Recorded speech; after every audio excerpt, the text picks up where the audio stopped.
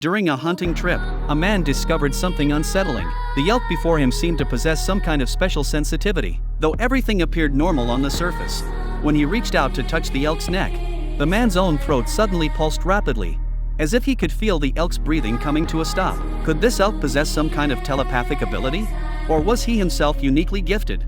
He tried lying on the elk's body to investigate further, but after 5 straight minutes, he made no discoveries whatsoever. With no other option, he called his friend to help carry it home, planning to turn it into a treasured memento, but no one realized at that moment.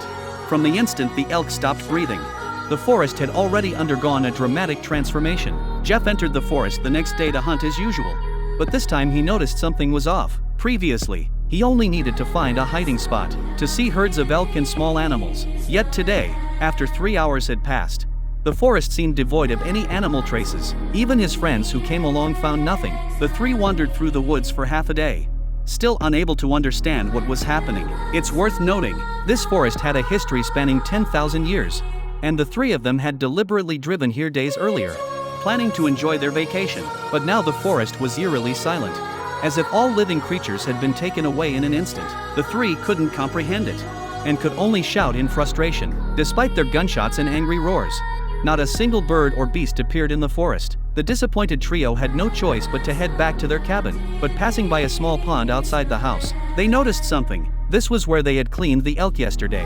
Yet in just one day, all the plants around it had completely withered. The man stood puzzled, not knowing what had happened.